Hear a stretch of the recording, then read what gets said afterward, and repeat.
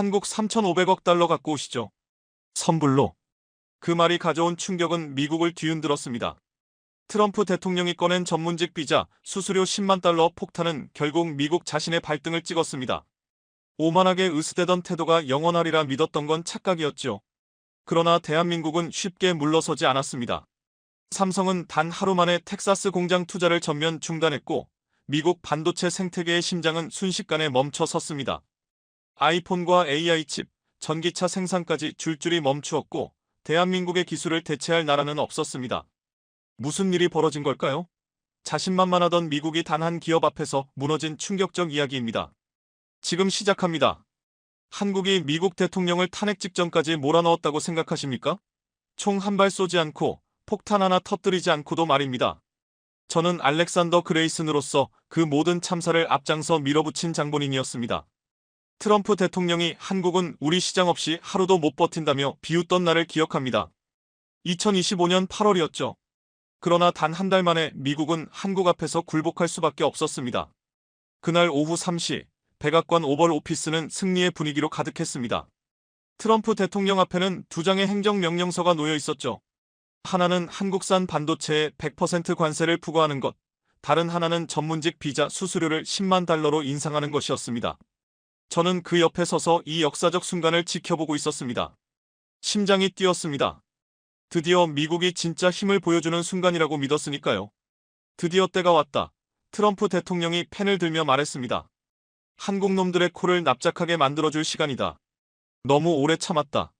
대통령님의 결단이 미국을 다시 위대하게 만들 것이다. 저는 열정적으로 맞장구 쳤습니다. 한국은 우리 시장 없이는 하루도 버티지 못한다. 이번에는 정말 결판을 내자. 주변 참모들조차 흥분을 숨기지 못했습니다. 스티브 배넌을 떠올리게 하는 강경파 한 참모가 주먹을 불끈 쥐고 외쳤습니다. 삼성, LG, 현대 전부 무너뜨려야 한다. 미국 기술을 훔쳐 성장한 녀석들이 감히 우리를 우습게 보다니. 또 다른 참모가 거들며 말했습니다. 이재용이 직접 백악관으로 달려와 용서를 빌 장면이 벌써 눈앞에 보인다. 저는 더 강하게 말했습니다. 사흘이면 백기를 들 것이다. 아니 이틀이면 충분할지도 모른다. 삼성 주가가 폭락하고 이재용 회장이 직접 백악관으로 달려올 것이다. 트럼프는 만족스러운 표정으로 고개를 끄덕였습니다. 그래, 알렉산더, 내가 한국 경제를 정확히 꿰고 있구나. 이번엔 정말 끝장을 내자. 완전히 굴복시켜야 한다. 펜이 종이에 닿는 순간이었습니다. 그때 회의실은 숨소리마저 잦아들었습니다. 역사가 바뀌는 순간이었으니까요. 서명이 끝나자 참모들의 박수가 터져나왔습니다. 트럼프 대통령은 펜을 들어올리며 의기양양하게 선언했습니다. 내가 이 서명하는 순간 한국의 반도체 신화는 종말을 맞을 것이다. 삼성, 그들은 우리 시장이 없으면 하루도 버티지 못한다. 완전히 끝장이다. 회의실 안은 열기로 가득 차 있었습니다. 한 참모가 손바닥을 탁 치며 외쳤습니다. 드디어 해냈습니다. 한국 경제에 결정적인 타격을 줬어요. 다른 참모 하나가 더 과격한 말을 내뱉었습니다. 현지에서 일하는 한국인을 모두 추방하고 공장을 인질로 삼는 건 물론이고 필요하다면 평택에 우리 동맹들에게 13조 원짜리 방위비 청구서를 보내는 것도 가능하다고 했죠. 동맹이라 봐줄 이유는 없다는 말에 저는 전율을 느끼면서도 이상한 쾌감을 느꼈습니다. 이렇게까지 해야 한국이 정신을 차릴 거라 생각했거든요. 한국은 우리 반도체 시장의 70%나 의존하고 있습니다. 저는 브리핑 자료를 들며 자신있게 말했습니다. 삼성전자 매출의 절반이 미국에서 나옵니다. 관세 폭탄이 터지면 주가는 폭락하고 결국 무릎을 꿇을 수밖에 없습니다. 계산상으로도 그럴 수밖에 없죠. 완벽하군. 트럼프가 자리에서 일어나며 소리쳤습니다. 이제 기술 이전 협상도 밀어붙이자고요. 3나노 공정, HBM 메모리, 모든 걸 우리가 가져와야 합니다. 한국이 가진 모든 기술을 말이죠. 저는 더욱 열정적으로 대답했습니다. 이번 기회에 한국을 완전히 굴복시켜야 합니다. 그들의 오만함을 꺾어놓을 절호의 기회입니다. 다시는 미국을 얕보지 못하게 해야죠. 그때 한 참모가 신중히 물었습니다. 정말 한국이 무릎을 꿇을 거라 생각하십니까? 물론입니다. 제가 단호하게 말했습니다. 미국 없는 한국은 존재할 수 없습니다. 우리가 세계 경제의 중심이니까요. 결국 한국은 우리 앞에 굴복할 겁니다. 트럼프가 만족스러운 미소를 지으며 고개를 끄덕였습니다. 알렉산더 말이 맞아. 한국이 감히 미국에 맞설 수 있겠어? 절대 불가능한 일이야. 우리가 누군지 잊은 건가? 회의실에 모두가 자신감에 찬 표정을 지었습니다. 완전한 승리를 확신하는 분위기였죠. 우리는 이미 승리를 믿고 있었습니다. 한국 같은 작은 나라가 미국에 대항할 수 있으리라 생각한 사람은 아무도 없었습니다. 하지만 지금 돌아보면 그때 우리는 치명적인 실수를 하고 있었습니다. 한국의 진짜 힘을 완전히 오판한 겁니다. 그들의 기술이 얼마나 강력한 무기인지, 그 나라가 얼마나 무서운지를 몰랐던 거죠. 사흘이 지나도 한국에서는 아무 반응이 없었습니다. 삼성도 LG도 현대도 완전히 침묵했죠. 저는 그 침묵을 항복의 신호로 받아들였습니다. 백악관의 참모들도 마찬가지였습니다. 알렉산더 트럼프 대통령이 아침 브리핑에서 웃으며 말했습니다. 한국 놈들이 벌써 꼬리를 내렸어. 아무 말도 못하고 있잖아. 예상대로입니다, 대통령님. 저는 자신있게 대답했습니다. 지금 한국은 내부적으로 혼란에 빠졌을 겁니다. 곧 백기를 들고 나올 거예요. 하지만 일주일이 지나도 한국은 여전히 조용했습니다. 이상했죠? 분명 무언가를 준비하고 있는 것 같았습니다. 그래도 저는 여전히 확신했습니다. 결국엔 굴복할 거라고요. 그런데 어느 날 아침 제 휴대폰이 미친 듯이 울리기 시작했습니다. 월스트리트 저널의 속보 알림이었습니다. 삼성전자가 텍사스 공장 투자를 전면 재검토한다고 발표했을 때 저는 순간적으로 멈춰섰습니다. 무언가 잘못되었다는 직감이 들었죠.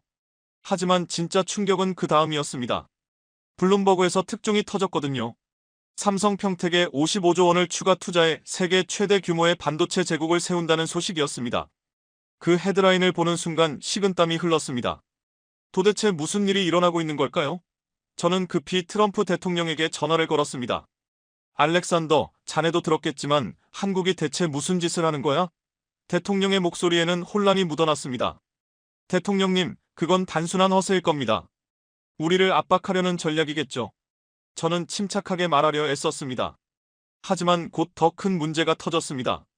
디램 가격이 급등하기 시작한 겁니다. 단 하루 만에 15% 상승했고 이틀 후에는 20%, 일주일 만에 30%까지 치솟았습니다. 저는 경제 담당 보좌관에게 물었습니다. 도대체 무슨 상황입니까?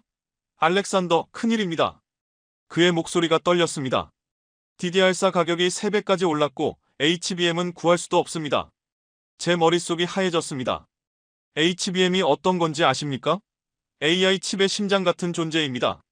그것이 없으면 엔비디아의 최신 칩을 생산할 수조차 없습니다. 그런데 이걸 만드는 회사는 삼성과 하이닉스뿐이었습니다. 바로 그때 백악관 전화가 쏟아지기 시작했습니다. 첫 번째는 팀 쿡이었습니다. 트럼프 대통령님, 아이폰 생산 라인의 40%가 멈출 위기입니다. 메모리 가격이 이렇게 오르면 저희도 감당이 안 됩니다. 이어서 구글 CEO 순다르 피차이가 전화를 걸었습니다. 전 세계 데이터 센터 서버의 70%가 멈출 상황입니다. 디램 없이는 서버가 작동하지 않습니다. 아마존, 마이크로소프트, 메타까지 미국의 빅테크 기업들이 연달아 전화를 걸어왔습니다. 모두 같은 이야기였습니다. 반도체 공급이 끊겼고 생산이 중단되며 손실은 천문학적이라는 겁니다. 그제서야 깨달았습니다. 우리가 얼마나 큰 실수를 저질렀는지를요. 대통령님, 상황이 심각합니다. 제가 급히 보고했습니다. 한국이 반격을 시작했습니다. 반격이라고? 트럼프가 목소리를 높였습니다. 고작 반도체 가격 올린 게 반격이야? 아닙니다, 대통령님. 삼성과 하이닉스는 전 세계 디램 시장의 70%를 장악하고 있습니다. 이들이 공급을 조절하면 우리는 속수무책입니다. 대통령의 얼굴이 굳어졌습니다. 우리가 완전히 잘못 계산했어. 저는 처음으로 인정했습니다. 한국 없이는 미국 기업들이 버틸 수 없습니다. 회의실은 정적에 휩싸였고 참모들의 표정은 충격으로 얼어붙었습니다. 완벽하다고 믿었던 우리의 계획은 불과 열흘 만에 완전히 뒤집혔습니다. 다음 날 공개된 평택 공장 영상은 더 큰 충격을 줬습니다. 24시간 내내 불이 꺼지지 않는 공사 현장, 전 세계에서 몰려오는 장비들, 그리고 한국을 다시 위대하게라는 문구가 적힌 현수막까지 마치 우리를 조롱하는 듯 했습니다. 트럼프가 TV를 보며 분노했습니다. 저들이 감히 우리를 이렇게까지 비웃다니. 하지만 분노한다고 해서 세상이 바뀌는 건 아니었습니다. 오히려 모든 것이 더 악화됐죠. 테슬라 주가가 곤두박질 치기 시작했고 엔비디아 역시 마찬가지였습니다. 반도체 없이는 아무것도 할 수 없다는 냉혹한 현실이 드러난 겁니다. 하지만 그때까지만 해도 저는 몰랐습니다. 이것이 한국의 반격이 시작되기 전 단지 예고편에 불과했다는 것을요. 진짜 폭풍은 이제 막 다가오고 있었습니다. 지금까지의 혼란은 앞으로 벌어질 일들에 비하면 작은 진동에 불과했습니다. 반도체 파동이 채 진정되기도 전에 더 큰 충격이 기다리고 있었죠. H1B 비자 수수료 10만 달러 폭탄의 진짜 위력이 드러나기 시작한 겁니다. 대통령님, 큰일입니다. 저는 숨을 헐떡이며 오벌 오피스로 뛰어들었습니다. 현대차가 조지아 투자를 전면 보류한다고 발표했습니다. 트럼프 대통령이 눈을 부릅뜨며 소리쳤습니다. 뭐라고? 현대차가 감히? 네, 대통령님. 저는 떨리는 손으로 보고서를 내밀었습니다. LG에너지 솔루션도 마찬가지입니다. 조지아 배터리 공장 건설을 전면 중단한다고 합니다. 사실 저는 이런 사태를 예상하지 못했습니다. 자동차와 배터리는 반도체와는 별개라고 생각했거든요. 하지만 현실은 달랐습니다. CNN에서 현대차 미국 법인장과의 단독 인터뷰가 방송되기 시작했습니다. 저는 TV 앞에서 숨죽이며 그 장면을 지켜봤습니다. 유럽연합의 안정된 틀 안에서는 비자 수수료가 하루아침에 100배 오르는 일은 없습니다. 현대차 법인장이 차분하지만 단호한 목소리로 말했습니다. 우리는 예측 가능하고 신뢰할 수 있는 파트너를 원합니다. 그 말에 제 심장이 덜컥 내려앉았습니다. 완전히 우리를 비꼬는 발언이었죠. 미국의 정치적 리스크가 너무 큽니다. 법인장이 계속해서 말을 이었습니다. 오늘은 비자 수수료지만 내일은 또 어떤 변화가 일어날지 아무도 모릅니다. 기업 운영에는 안정성이 필수적입니다. 트럼프가 TV를 보며 주먹을 꽉 쥐었습니다. 저놈들이 우릴 무시하고 있어. 하지만 충격적인 소식이 이어졌습니다. 헝가리 총리가 직접 기자회견을 열었습니다. 우리는 기업을 정치의 볼모로 삼지 않습니다. 그의 목소리가 전 세계로 퍼졌습니다. 한국의 위대한 기술력을 유럽의 미래를 위해 영입하겠습니다. 그리고 다음 날 현대차와 LG에너지 솔루션이 헝가리에 50억 달러 규모의 기가팩토리 건설을 발표했습니다. 조지아에 계획했던 투자액의 2배였습니다. 어떻게 하자는 겁니까? 혼란스러운 마음으로 제가 물었습니다. 그때 전화기가 울렸습니다. 조지아 주지사였습니다. 알렉산더, 당신들이 무슨 짓을 한 거야?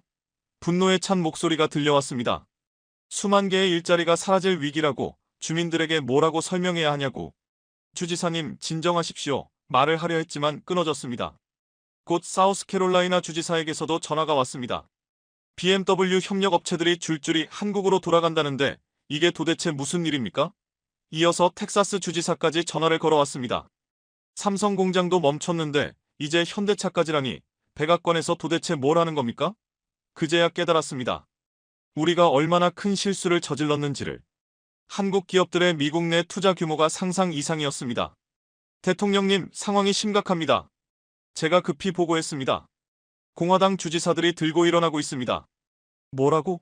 트럼프가 얼굴을 붉히며 소리쳤습니다. 지금까지 확인된 것만 해도 15만 개의 일자리가 위험에 처했습니다. 저는 떨리는 목소리로 그렇게 설명했습니다. 조지아 7만 개, 텍사스 5만 개, 사우스캐롤라이나 3만 개였다. 회의실 공기는 싸늘해졌다. 모두가 충격에 빠진 표정으로 나를 바라봤다. 하지만 더 놀라운 건 유럽의 반응이었다. 독일 총리가 직접 나서 한국 기업들을 적극 환영한다고 발표했고 프랑스 대통령도 우리는 신뢰할 수 있는 파트너라고 강조했다. 마치 미국이 점점 고립되어 가는 듯한 기분이었다. 그때 블룸버그가 또 하나의 속보를 내보냈다. 유럽연합이 한국과 반도체 전략적 동맹을 논의 중이라는 보도였다. 전혀 예상치 못한 일이었다. 그들은 우리를 완전히 배제하고 있었다. 나는 절망스러운 목소리로 말했다. 트럼프가 책상을 내리치며 외쳤다. 한국 놈들이 감히 우리를 무시하다니. 그러나 현실은 냉혹했다. 한국 기업들은 이제 미국이 필요 없다는 메시지를 명확히 보냈다. 그들에겐 유럽이라는 확실한 대안이 있었고 유럽은 그들을 두 팔 벌려 맞이하고 있었다. 이제 어떻게 해야 하죠? 한 참모가 조심스레 물었다. 나는 답하지 못했다. 처음으로 우리의 계획에 치명적인 균열이 생겼음을 인정해야 했다. 한국은 우리가 생각했던 것보다 훨씬 강하고 준비되어 있었다. 사장. 한국 기업들의 대탈출이 본격화되자 미국 언론들이 움직이기 시작했다. 그들의 날카로운 시선이 우리 정책의 허점을 파헤치기 시작한 것이다. 첫 번째 충격은 일론 머스크에게서 왔다. 그가 조로건 팟캐스트에 출연해 폭탄 같은 발언을 한 것이다. 이건 미친 짓이에요. 머스크의 목소리는 순식간에 전 세계로 퍼졌다. H1B 비자가 없었다면 스페이스X도 테슬라도 존재하지 못했을 겁니다. 핵심 엔지니어 절반이 H1B 출신이거든요. 나는 그 방송을 실시간으로 보고 있었다. 머스크는 계속 말했다. 이건 미국 우선주의가 아니라 미국 바보 정책입니다. 혁신을 죽이는 결정이에요. 누가 이런 어리석은 생각을 한 겁니까? 내 얼굴이 화끈거렸다. 그 어리석은 생각을 한 사람이 바로 나였기 때문이다. 트럼프 대통령은 즉시 트위터에 반박했다. 일론은 현실을 몰라. 미국인 일자리를 지키는 게 최우선이야. 그러나 머스크는 물러서지 않았다. 그럼 대통령 부인은 어떻게 설명하시겠습니까? 멜라니아 여사도 H1B로 미국에 오지 않았나요? 그 순간 식은땀이 흘렀다. 예상치 못한 일격이었다. 다음날 워싱턴 포스트가 일면에 특종을 터뜨렸다. 멜라니아 트럼프 1996년 H1B 비자로 입국. 기사는 비자 취득 과정까지 낱낱이 파헤쳤다. 어떻게 해야 합니까? 내가 당황해 묻자 트럼프가 소리쳤다. 가짜 뉴스야. 언론이 날 공격하려고 꾸민 거야. 하지만 증거는 명백했다. 이민국 기록과 비자 신청서가 모두 공개되었다. 멜라니아뿐 아니라 트럼프 조직의 핵심 인사들 대부분도 같은 방식이었다. 소셜미디어가 폭발했다. 트럼프의 위선이라는 해시태그가 순식간에 전 세계 트렌드 1위를 차지했다. 미국인들조차 분노하기 시작했다. 자신과 가족은 H1B 혜택을 받으면서 다른 사람들은 막겠다고 하다니. 한 시민은 CNN 인터뷰에서 말했다. 이건 완전한 내로남불이야. 대통령이 이럴 수 있나? 또 다른 시민이 덧붙였다. 나는 그 영상들을 보며 처음으로 깊은 회의감을 느꼈다. 정말 우리가 옳은 길을 가고 있는 걸까? 그런 의문이 들기 시작했다. 더 큰 충격은 실리콘밸리의 반응이었다. 구글, 애플, 마이크로소프트의 CEO들이 공동 성명을 냈다. H1B 비자는 미국 혁신의 생명선이다. 이 정책은 기술 우위를 스스로 버리는 자살행위다. 페이스북 창립자 마크 저커버그도 나섰다. 우리 회사의 핵심 인재 중 30%가 H1B 출신입니다. 그들이 없다면 메타의 미래도 존재하지 않습니다. 내가 확신했던 미국 우선주의는 오히려 미국을 고립시키고 있었습니다. 트럼프는 여전히 고집을 부렸습니다. 그들은 모두 기득권층이야. 진짜 미국인들의 목소리를 들어야 해. 하지만 여론조사 결과는 달랐습니다. 공화당 지지자들 사이에서도 H1B 정책에 대한 지지율이 급격히 떨어지기 시작했습니다. 대통령님, 상황이 심각합니다. 여론조사 결과를 들고 보고드렸습니다. 지지율이 10%나 하락했습니다. 여론조사도 조작이야. 트럼프가 분노했습니다. 언론이 꾸며낸 거라며. 그러나 현실은 냉혹했습니다. 공화당 의원들조차 거리두기를 시작했습니다. 텍사스 출신 공화당 상원의원이 기자회견을 열었습니다. 저는 대통령을 존중하지만 이번 H1B 정책만큼은 재검토해야 한다고 생각합니다. 텍사스 경제에 미치는 충격이 너무 큽니다. 조지아 출신 하원의원도 같은 입장을 밝혔습니다. 당 차원에서 다시 논의해야 합니다. 그제서야 깨달았습니다. 우리가 얼마나 고립되어 있었는지. 그것은 한국만의 문제가 아니었습니다. 미국 내부에서도 저항이 커지고 있었습니다. 알렉산더, 자네 생각은 어떤가? 트럼프가 나를 바라보며 물었습니다. 잠시 망설였습니다. 처음으로 대통령께 솔직한 의견을 말해야 할 순간이었습니다. 대통령님, 조심스럽게 입을 열었습니다. 우리가 뭔가 간과하고 있는 것 같습니다. 간과하고 있다고. 트럼프의 시선이 날카로워졌습니다. 미국 우선주의가 정말 이런 의미였을까요? 처음으로 의문을 제기했습니다. 그 순간 회의실이 조용해졌습니다. 나 자신조차 믿음의 균열이 생기기 시작한 겁니다. 과연 우리가 옳은 방향으로 가고 있는 건지 확신할 수 없었습니다. H1B 위기가 최고조에 달했을 때 예상치 못한 곳에서 더 큰 충격이 터졌습니다. 바로 국방부였습니다. 대통령님, 국방장관이 긴급 면담을 요청했습니다. 비서가 오버로피스로 뛰어들어왔습니다. 극비 보고서를 가지고 왔다고 합니다. 트럼프가 얼굴을 찌푸렸습니다. 국방부가 왜 이래? 전쟁이라도 터진 건가? 나 역시 궁금했습니다. 경제 문제로 시끄러운데 국방부가 왜 나서는 걸까? 30분 뒤 국방장관이 두꺼운 봉투를 들고 들어왔습니다. 봉투에는 아이즈올리라는 붉은 도장이 찍혀 있었습니다. 최고기밀 문서였습니다. 대통령님, 이 보고서는 절대 외부로 유출되어선 안 됩니다. 국방장관의 얼굴이 굳어 있었습니다. 한국 관세 사태가 우리 국가 안보에 미치는 영향을 분석한 자료입니다. 트럼프가 서류를 받아 첫 페이지를 넘겼습니다. 순간 대통령의 얼굴이 굳어졌습니다. 이게 무슨 말이야? 트럼프가 소리쳤습니다. F-35 전투기가 한국 부품 없이는 생산도 불가능하다고. 국방장관이 고개를 끄덕였습니다. 맞습니다, 대통령님. F-35의 디스플레이 핵심 부품이 삼성 제품입니다. 대체가 불가능한 상황입니다. 그 말을 듣고 충격을 받았습니다. 최신 전투기가 한국 기술에 의존하다니요. 그뿐만이 아닙니다. 국방장관이 이어 설명했습니다. 이지스함 레이더 시스템의 핵심 반도체도 삼성과 하이닉스의 것입니다. 이것이 없으면 레이더가 작동하지 않습니다. 트럼프의 얼굴이 점점 붉어졌습니다.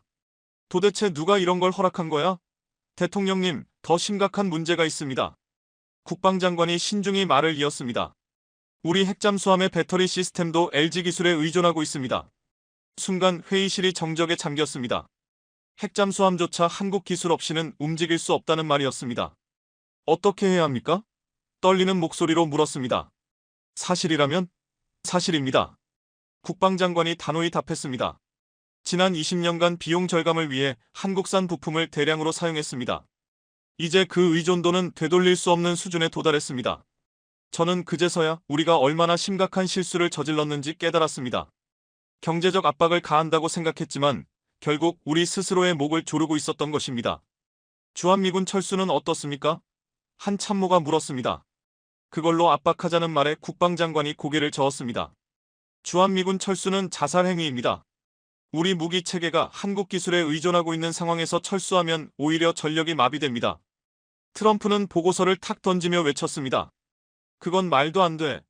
미국이 세계 최강의 군사력인데 한국에 의존한다고. 그게 현실입니다, 대통령님. 국방장관이 냉정하게 대답했습니다. 중국과의 AI 경쟁에서도 마찬가지입니다. 한국의 HBM 메모리 없이는 우리 AI 무기 체계가 중국에 뒤처질 수밖에 없습니다.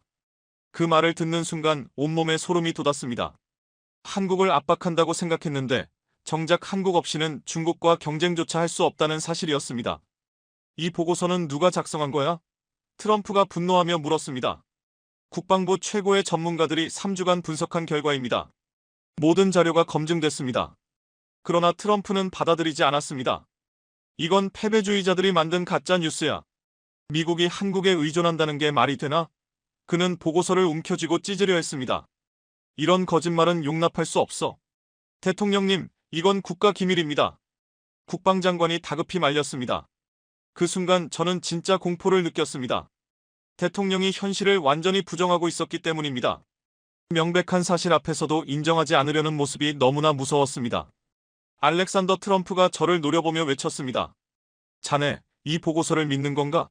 저는 대답할 수 없었습니다. 국방장관의 설명은 구체적이고 논리적이었지만 그렇다고 대통령 앞에서 인정할 수도 없었습니다. 대통령님, 일단 좀 더 검토해보는 게. 검토할 것도 없어. 트럼프가 분노하며 소리쳤습니다. 이건 국방부 내부의 배신자들이 꾸민 짓이야. 회의실 공기가 얼어붙었습니다. 모두가 숨을 죽이고 아무 말도 하지 못했습니다. 그때 국방장관이 마지막으로 말했습니다. 대통령님, 현실을 인정하셔야 합니다. 한국 없이는 우리가 중국에 질 수밖에 없습니다. 하지만 트럼프는 듣지 않았습니다. 현실 부정만 계속됐죠.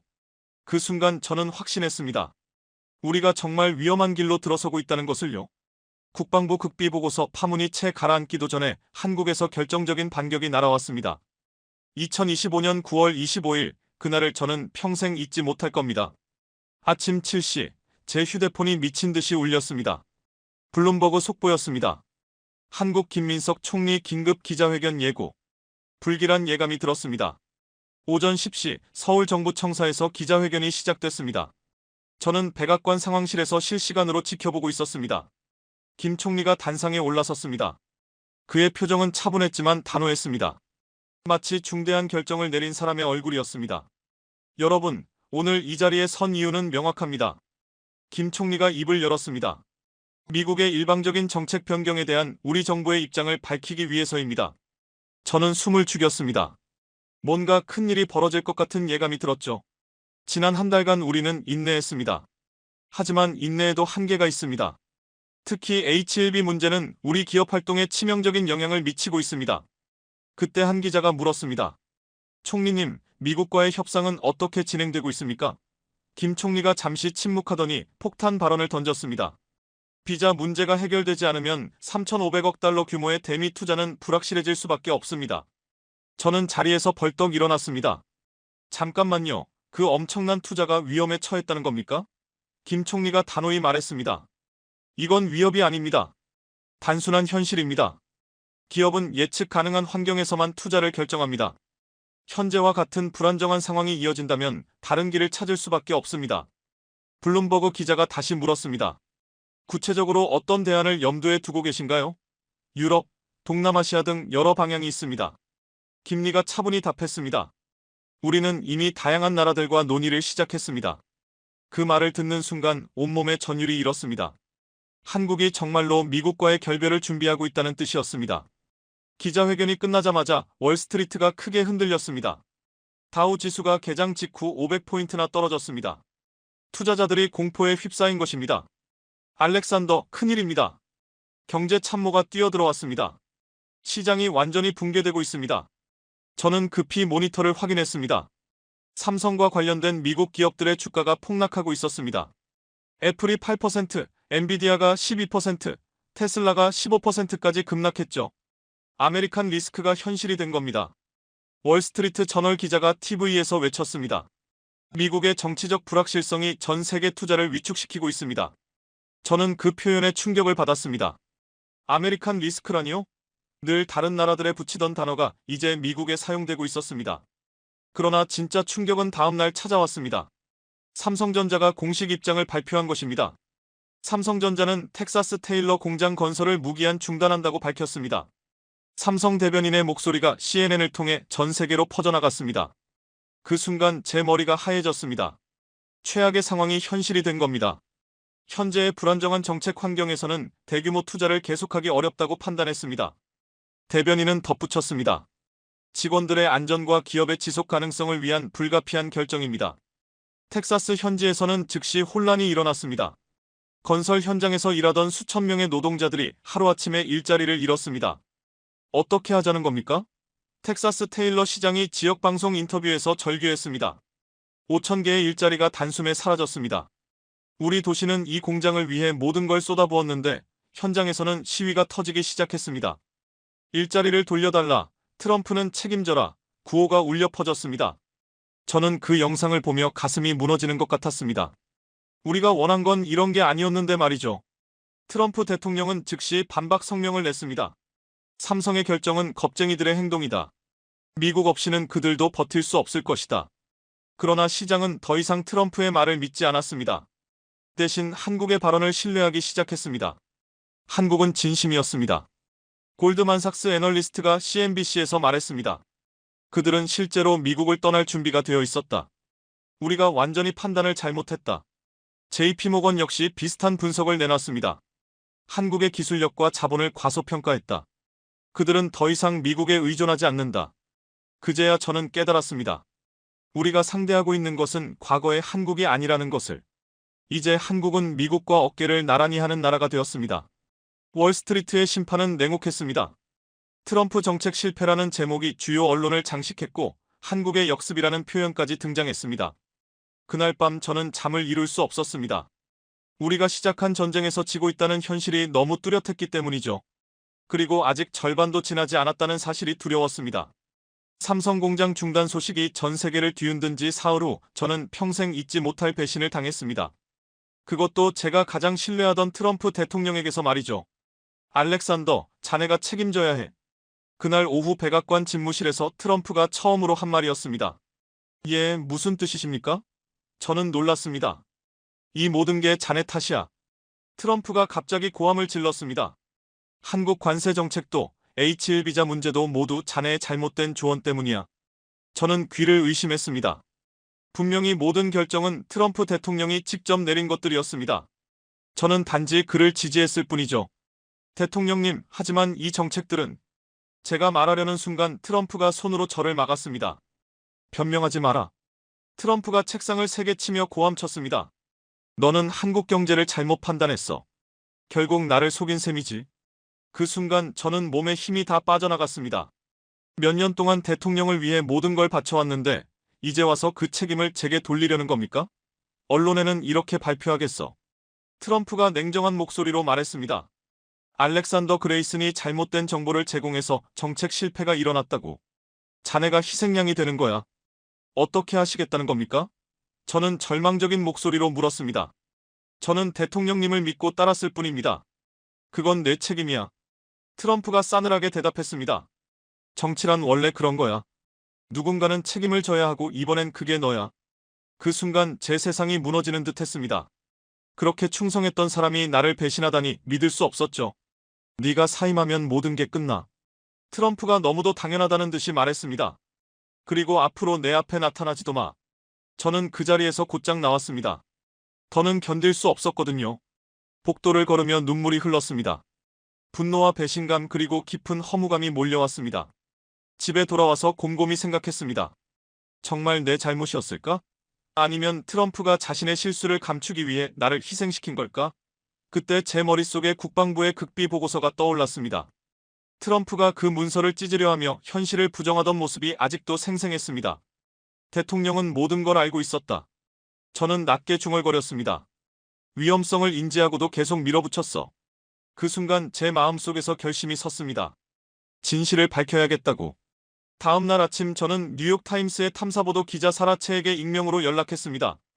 그녀는 백악관 내부 사정의 밝은 기자로 유명했죠. 정말 중요한 정보가 있습니다. 제가 조심스럽게 말했습니다. 하지만 신원이 철저히 보호되어야 합니다. 사라 기자는 곧바로 흥미를 보였습니다. 어떤 정보인가요? 트럼프 대통령이 국가 안보의 위험을 알고도 한국 정책을 강행했다는 증거입니다. 제가 떨리는 목소리로 대답했습니다. 이틀 뒤 저는 워싱턴 DC 외곽의 조용한 카페에서 사라 기자를 만났습니다. 국방부 극비 보고서에 사본과 직접 작성한 메모를 건넸죠. 이게 뭔가요? 사라 기자가 서류를 들여다보며 물었습니다. 국방부에서 대통령에게 올린 비밀 보고서입니다. 제가 설명했습니다. F-35, 이지스함, 핵잠수함 등 모든 핵심 무기 체계가 한국 기술에 의존하고 있다는 내용입니다. 사라 기자의 눈이 커졌습니다. 정말인가요? 이 정도로 심각했다고요? 네, 그런데 대통령은 이 보고서를 보고도 가짜 뉴스라며 찢어버리려 했습니다. 제가 분노를 억누르며 말했습니다. 국가 안보를 정치적 목적에 희생시킨 겁니다. 사라 기자가 메모를 읽더니 놀란 표정을 지었습니다. 여기 대통령의 직접 발언이 다 기록되어 있네요. 네, 모든 회의 내용을 남겼습니다. 제가 대답했습니다. 대통령이 현실을 부정하고 전문가 조언을 무시한 과정이 전부 담겨 있습니다. 일주일 후 뉴욕타임스 일면에 폭탄 기사가 터졌습니다. 트럼프, 안보 위험 인지하고도 한국 압박 강행. 부제목은 전직 참모의 증언으로 드러난 백악관 내부의 진실이었습니다. 기사가 공개되자 미국 전역이 뒤집혔습니다. 트럼프가 국가 안보를 위험에 빠뜨렸다는 사실이 구체적인 증거와 함께 드러난 겁니다. 이는 명백한 직무유기입니다. 민주당 하원의장이 기자회견에서 외쳤습니다. 대통령이 국가 안보를 정치적 도구로 이용했습니다. 더 놀라운 건 공화당의 반응이었습니다. 텍사스의 공화당 상원의원 테드 크루즈가 성명을 냈습니다. 당보다 국가가 우선입니다. 그는 단호히 말했습니다. 삼성공장 폐쇄로 제 지역에서 수천 명이 일자리를 잃었습니다. 이것은 대통령의 명백한 정책 실패입니다. 조지아 출신의 또 다른 공화당 의원도 같은 입장을 밝혔습니다. 더 이상 눈 감고 있을 수 없습니다. 국가의 안보와 경제를 이렇게 무너뜨릴 수는 없습니다. 사우스캐롤라이나의 린지 그레이엄까지 공개적으로 나섰습니다. 저는 지금까지 트럼프를 지지해왔지만 이번만은 달랐습니다. 국가의 이익이 개인적인 충성보다 더 우선되어야 한다고 생각했습니다. 폭로가 이어지자 상황은 걷잡을 수 없이 번졌습니다. CNN은 트럼프 탄핵론을 집중 보도했고 폭스뉴스조차 대통령의 판단력 부재를 문제 삼았습니다. 며칠 후 하원에서 탄핵 조사를 개시할지 여부를 두고 표결이 열렸습니다. 민주당뿐 아니라 공화당에서도 다수 의원이 찬성표를 던졌습니다. 결과는 274대 161 탄핵 조사가 통과됐습니다. 공화당 내부에서도 23명이 당의 입장을 거슬렀습니다. 그 뉴스를 보며 제 마음은 복잡했습니다. 제가 원한 건 이런 혼란이 아니었지만 결국 나라 전체가 소용돌이에 휘말린 느낌이었습니다. 그래도 진실은 반드시 밝혀져야 한다고 믿었습니다. 대폭로 이후 미국 정치의 판도가 완전히 뒤집혔습니다. 저는 그 소용돌이의 중심에서 모든 것을 지켜볼 수밖에 없었습니다. 마치 제가 만든 폭풍이 온 나라를 휩쓸고 지나가는 듯한 기분이었죠. 탄핵 조사가 시작된 지 일주일 만에 더 많은 증거가 쏟아졌습니다. 국방부 내부 고발자들이 잇따라 등장했고 CIA도 한국 기술 의존 보고서를 의회에 제출했습니다. 대통령은 이미 모든 사실을 알고 있었습니다. 전직 국방부 차관이 청문회에서 그렇게 증언했습니다. F-35 부품 문제, 이지스함 시스템 마비 위험 등 모든 보고를 받고도 묵살했다고 말했습니다. 청문회장은 매일 폭탄 발언으로 떠들썩했습니다. 제가 제출한 메모와 녹취록은 핵심 증거로 채택됐습니다.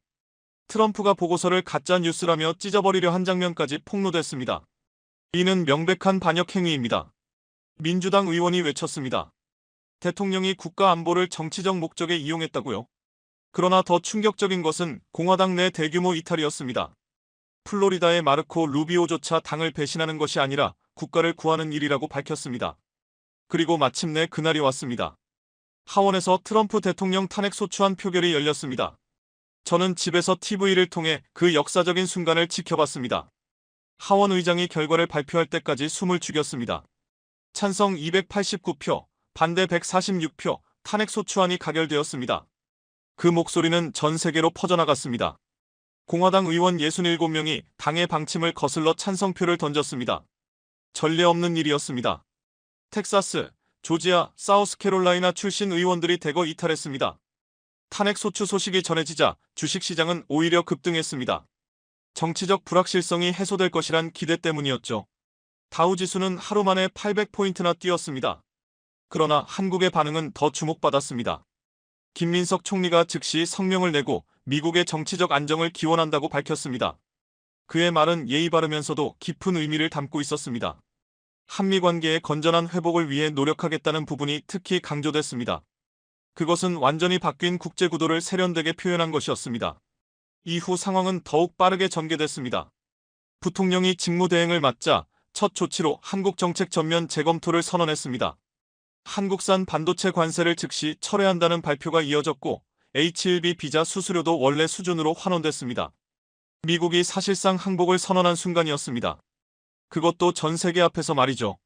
하지만 한국의 반응은 냉정했습니다. 삼성은 신중히 검토 중이라 했고 LG는 유럽 투자 계획에 변동이 없다고 밝혔습니다. 현대차는 오히려 헝가리 공장 건설을 가속화하겠다고 발표했습니다. 완전히 주도권이 바뀐 겁니다. 이제는 미국이 한국에 간청하는 형국이었죠. 제발 돌아와달라고 말입니다. 텍사스 주지사는 직접 서울을 찾아 삼성 재투자를 부탁하며 고개를 숙였습니다. 조지아 주지사 역시 마찬가지였습니다. 언론들은 이 상황을 굴욕 외교라 불렀습니다. 세계 최강국이 작은 나라 앞에서 무릎을 꿇은 순간이었기 때문입니다. 가장 충격적이었던 것은 국방부의 발표였습니다. 한국과 군사기술 협력을 확대하겠다는 내용이었죠. 완전히 입장이 바뀐 셈이었습니다. 저는 그 뉴스를 보며 복잡한 감정에 휩싸였습니다. 한편으로는 진실이 드러난 것에 안도했지만 다른 한편으로는 미국의 몰락을 지켜보는 것이 너무나도 쓰라렸습니다. 그날 밤 저는 혼자 앉아 지난 몇 달을 되돌아봤습니다. 우리가 얼마나 어리석었는지, 한국을 얼마나 얕봤는지 깊이 깨달았습니다. 우리는 한국을 얕봤다. 저는 그렇게 중얼거렸습니다. 아니, 기술의 무게를 너무 가볍게 여겼다. 펜 끝에서 시작된 오만은 결국 제국의 황혼을 불러왔습니다. TV에서는 한국의 승리를 알리는 뉴스가 연이어 나왔습니다. 평택 공장에서 밤낮 없이 돌아가는 생산라인, 유럽 각국에서 환영받는 한국 기업들, 그리고 한국을 다시 위대하게라는 구호까지 정말 아이러니했습니다. 우리가 미국을 다시 위대하게라고 외쳤지만 결국 더 위대해진 건 한국이었으니까요. 그리고 세계는 깨달았습니다. 저는 혼잣말로 계속 되뇌었습니다.